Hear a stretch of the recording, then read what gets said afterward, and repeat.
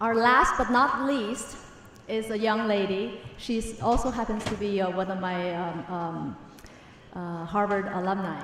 And she worked for Elizabeth Warren's 2012 campaign.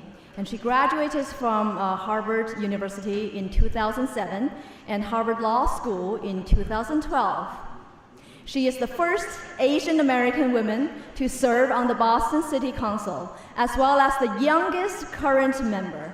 And in January of 2016, she was successfully elected as president of the council. Michelle Wu.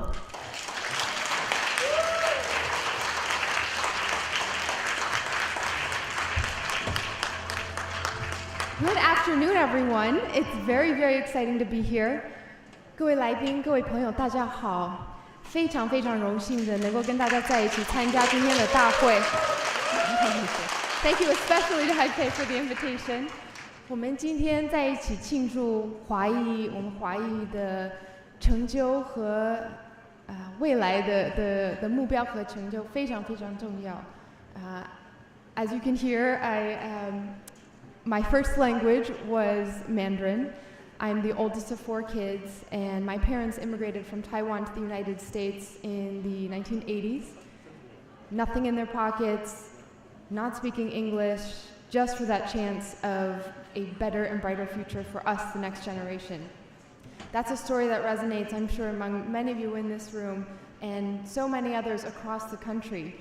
And so it's really humbling for me to be introduced as the youngest Boston City Councilor, the first Chinese American on the council, the first woman of color to serve as council president. But these titles are only important, being the first is only significant if you're not the last.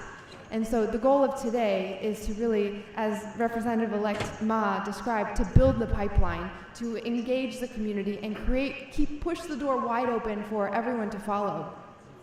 So what I want to take a few minutes to talk about today is just how surprised I still am that I stand before you as an elected official. Growing up, I never once thought about running for office, about being in government, and especially not about being in politics. I was very, very shy as a young girl. Every report card came back and the teacher always said, needs to speak up more in class every year. And some of that was the cultural upbringing. I grew up in Chicago and was part of a very tight-knit, maybe Taiwanese American community there. And the best, highest praise my parents could give me, they would say, 很乖, right? And what does 乖 mean for those who might not be fluent in Mandarin? Sort of a combination of obedient, respectful, a good girl. And that image isn't necessarily what you think of when you say politician. Whenever someone would say that to me growing up, I would think of a tall man who would stand at the front of the room shaking his fist and yelling at people. And that wasn't me, so why would I ever think about that? And no one around me, none of the adults ever encouraged me to think about running for office either. In fact, the only famous Chinese American, Asian American woman at that time when I was younger was Michelle Kwan. And so every other week someone would say to me, hey, maybe you should be an Olympic figure skater when you grow up. So I was so excited to see Coach Chow here earlier because he is actually making that Olympic dream happen for some young girls. But for most of us growing up, that is the 0.0001 chance that could happen is very, very small compared to the encouragement that we should be giving the younger generation to become leaders in government, in business, in every field.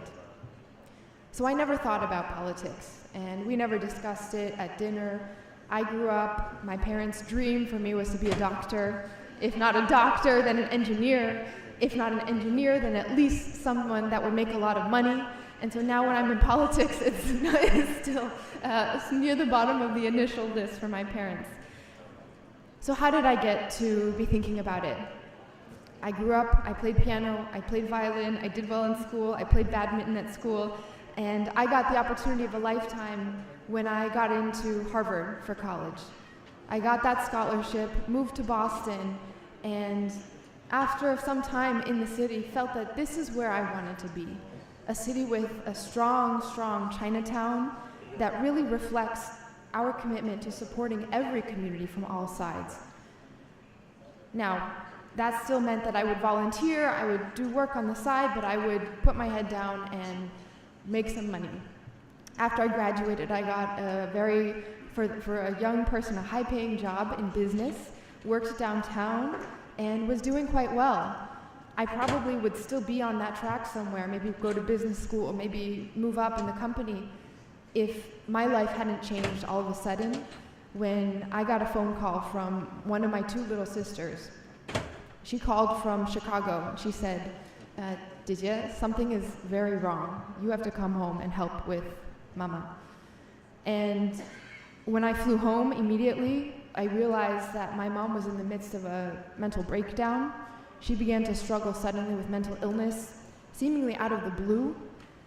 And she went from being that person who held together the entire family, 4 kids, making sure we were dressed and ready, and I wouldn't quite say tiger mom, but she never quite would force us to do anything, but we always felt like we had to do it for some reason.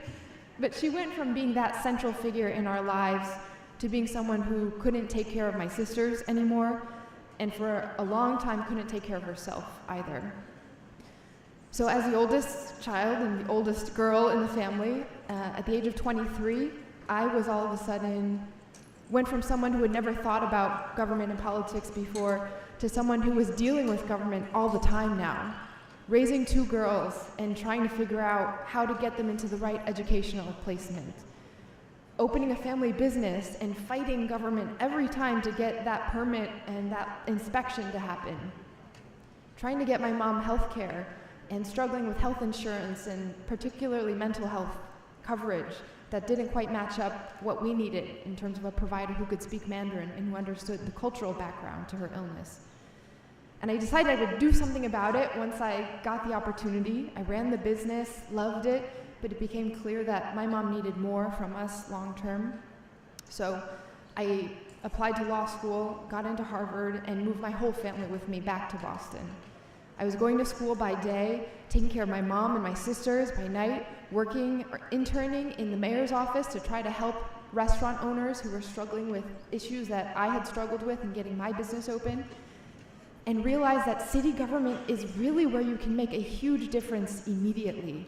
You heard Mayor Lee talk about that earlier, the immediacy and the power of being there as a voice for other people who don't otherwise have a voice.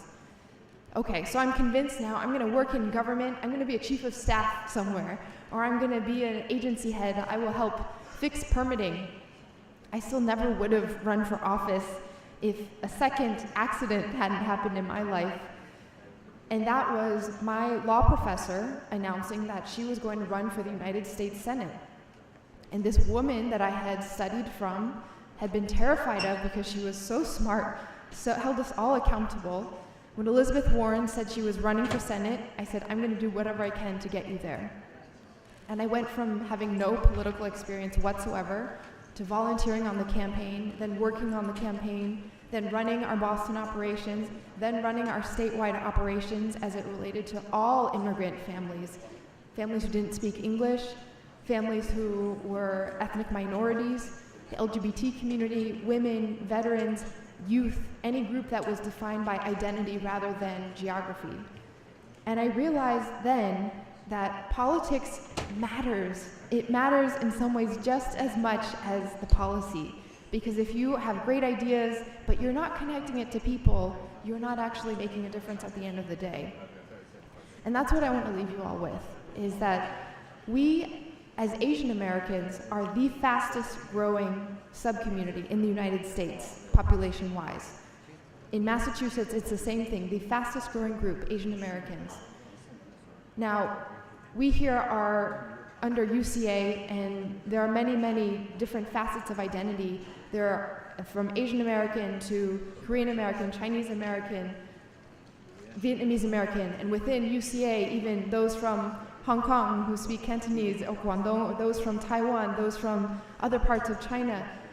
And we need to take this bring everyone to the table, keep everyone together, because to get our representation to match where our numbers are, where our strength is, where our leadership potential is, we have to band together and speak together and speak up for each other.